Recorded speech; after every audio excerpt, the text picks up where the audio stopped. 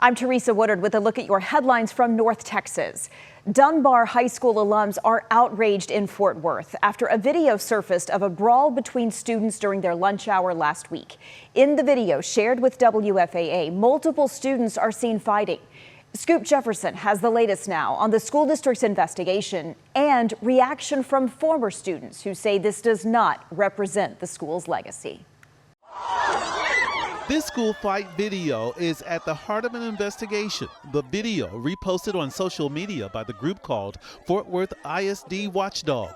According to Fort Worth ISD officials, the fight happened Monday, April 6th at Paul Lawrence Dumbar High School. It's just sad to see that it happened. Dumbar's alumni president disappointed. But not really a reflection of the school.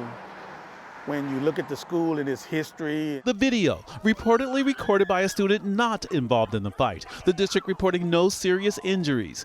Jones wants every Dumbar student to learn what people from their school have gone on to accomplish after graduating. Become great politicians, school board members, and lawyers, doctors, and the whole nine, aerospace engineers. Part of the district's statement about the fight, school administrators conducted a prompt review, including gathering statements and examining the incident. The video captures only a portion of the situation and does not reflect the full context or the immediate response by staff. When TEA Takeover Superintendent Dr. Peter Licata learned about the fight, he came here to Dumbar High School right away to meet with the principal and the executive director, setting expectations on security and safety. I appreciate that he did take the time to come out and do that. The district says appropriate disciplinary action has been taken in accordance with the district's student code of conduct, and the parents or guardians of the students involved have been notified. Despite the video, Jones believes this is something they can learn from. Learn to love, learn to live, and learn to grow. And hopefully better represent the pride of Dumbar High School.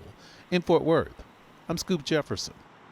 A Dallas Cowboy faces drug charges after an arrest Friday night. According to jail records, Marquise Bell was arrested in Prosper on possession of a controlled substance as well as marijuana possession. He later bonded out of the Collin County Jail. Bell has been with the Cowboys since 2022, appearing in every game last season. The Cowboys declined to comment on this arrest. Some people in Dallas are complaining about noise from a music festival that happened miles from their neighborhood. The concerts took place in Fair Park, but people in East Dallas and Lakewood say they heard it loud and clear 2 nights in a row. Richard Solomon talked with neighbors who want answers. You could feel the bass, and through the walls. They could hear it late into the night. Boom, boom, and that sounded like it was coming right out of the floor. Neighbors going outside to see where it was coming from. I originally thought it was my next door neighbor's house. I thought they were having a party. But what these Lakewood neighbors realized, the noise wasn't coming from their neck of the woods. I guess they had a noise complaint last night. The sound is from Fair Park, more than 4 miles away. It's where both the Breakaway Music Festival and a concert at the Dos Equis Pavilion were happening Friday night. The DJ, a lot of energy, great house music. Neighbors say the music carried from around 9 p.m. to 11 p.m., loud enough for dozens of posts on social media and neighborhood apps. Everybody in the neighborhood was fired up about it last night. We did reach out to the city and we heard back from Dallas City Council member Adam Bazaldua. In a statement, he said he's working with the Park and Recreation Department to address the issue, monitoring sound and managing noise levels more accurately. He also says the reason why residents miles away heard it, the positioning of the stage, which faces open land, and weather conditions can carry sound farther than expected. That's insane. I didn't know it could travel that far. We've also reached out to the marketing team with the festival, but haven't heard back as of now. And the question that remains is how far is too far when the sound keeps traveling home? In East Dallas, I'm Richard Solomon.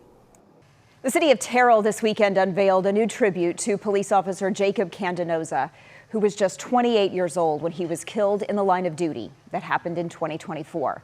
Part of State Highway 34 through the city of Terrell has now been renamed the Officer Jacob Candenoza Memorial Highway. Terrell police say this marker is a lasting reminder of Candenoza's service, sacrifice, and impact.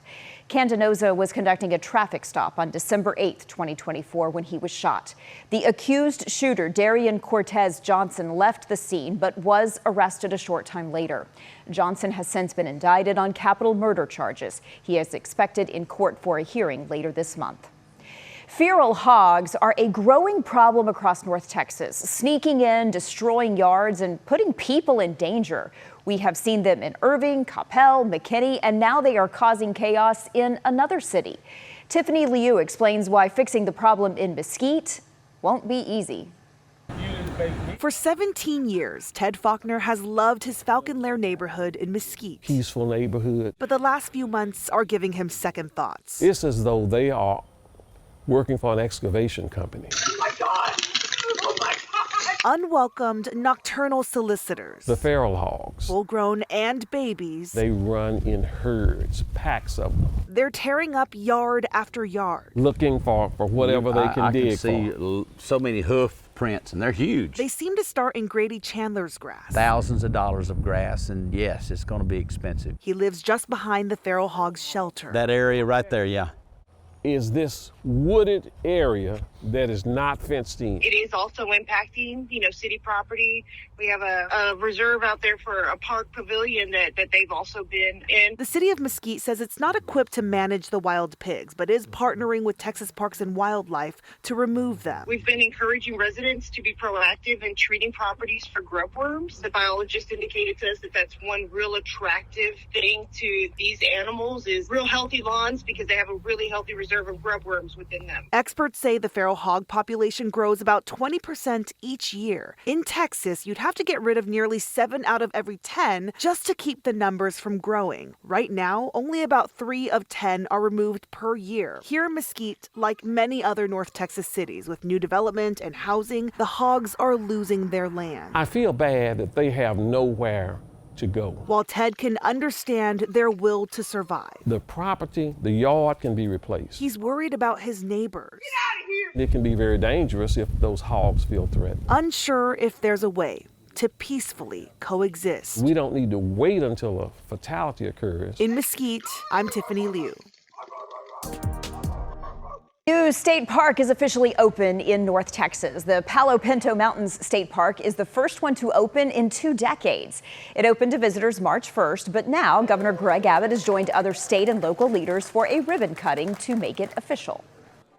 Projects like this are just greatly satisfying. They really, really are, to see the years of effort, a lot of hard work. It's a beautiful way to capture the essence of Texas. Superintendent at the park says tickets are selling well, and one of the biggest attractions there is a 90-acre body of water ready for swimming, fishing, and paddling. And those are your headlines from North Texas.